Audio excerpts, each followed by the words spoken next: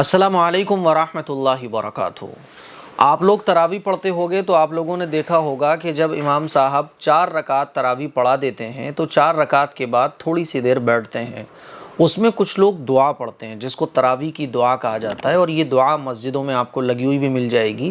اور بہت سارے لوگ معلوم بھی کرتے ہیں۔ کچھ لوگوں کو یہ دعا یاد بھی ہوتی ہے، جن کو یاد نہیں ہوتی وہ بہت ٹینشن میں رہتے ہیں، وہ معلوم کرتے ہیں کہ مفتی صاحب کیا دعا یاد کرنا ضروری ہے، کیا ہم کچھ اور نہیں پڑھ سکتے، کیا اس دعا کو اگر نہ پڑھیں تو تراویح ہوں گی کہ نہیں ہوں گی۔ تو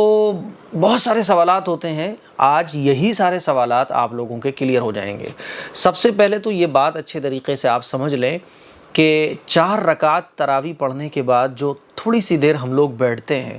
اس میں آپ جو چاہو وہ پڑھ سکتے ہو۔ آپ درود شریف پڑھ سکتے ہو، استغفار پڑھ سکتے ہو،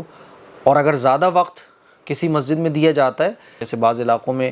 ماشاءاللہ بہت اچھے پڑھانے والے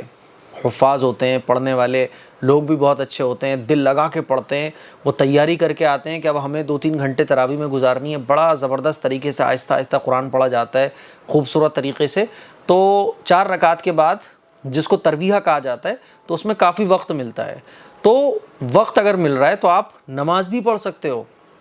یہاں تک کہ آپ قرآن مجید کی تلاوت بھی کر سکتے ہو، آپ درود شریف بھی پڑھ سکتے ہو، کوئی بھی چیز آپ پڑھ سکتے ہو، اور کچھ نہیں پڑھنا تو آپ خاموش بھی بیٹھ سکتے ہو، اور آپ چاہو تو یہ دعا بھی پڑھ سکتے ہو۔ مطلب ایسا نہیں ہے کہ اس دعا کو پڑھنا ہی پڑھنا ہے، یہ دعا اگر آپ کو یاد نہیں ہوگی تو صاحب وہ تراویح نہیں ہوں گی، یا یہ دعا کوئی تراویح کی خاص دعا ہے، بلکہ 4 رکعت کے بعد جو ہم لوگ بیٹھتے ہیں جس کو ترویہ کہا جاتا ہے، تو ترویہ کی کوئی خاص دعا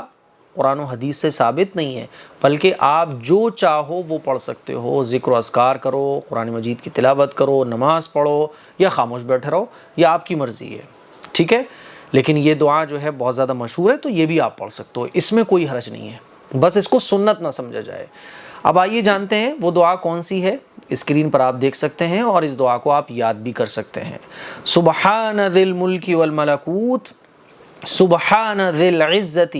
والعظمت والہیبت والقدرت والکبریاء والجبروت، سبحان الملک الحی الذی لا ینام ولا یموت، سبوح قدوس ربنا ورب الملائکۃ والروح، اللہم اجرنا من النار یا مجیر یا مجیر یا مجیر۔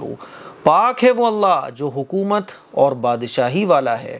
پاک ہے وہ اللہ عزت اور بزرگی، قدرت اور عظمت اور رعب والا، پاک ہے وہ زندہ جاوید بادشاہ جو نہ سوتا ہے اور نہ اس کے لیے کبھی فنا ہے، بے انتہا پاک ہے اور برتر ہے،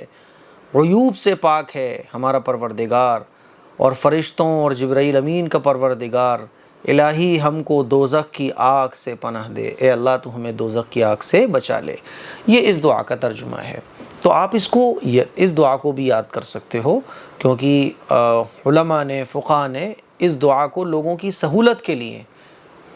جو حدیثوں میں لفظ آئے ہیں دعا کے، تو ان تمام حدیثوں سے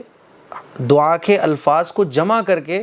علماء نے ایک دعا لوگوں کی سہولت کے لیے دے دی، تو آپ اس کو بھی پڑھ سکتے ہیں، اور اس کو پڑھنا کوئی سنت نہیں ہے، میں نے بتایا جیسے کچھ بھی آپ پڑھ سکتے ہیں۔ تو مجھے امید ہے کہ تراویح کی دعا کا جو مسئلہ ہے وہ آپ کو کلیئر ہو گیا ہوگا، پریشان ہونے کی کوئی ضرورت نہیں ہے، یاد ہے تو ٹھیک ہے، نہیں یاد ہے تو آپ کچھ بھی پڑھ سکتے ہو۔ السلام علیکم ورحمۃ اللہ وبرکاتہ۔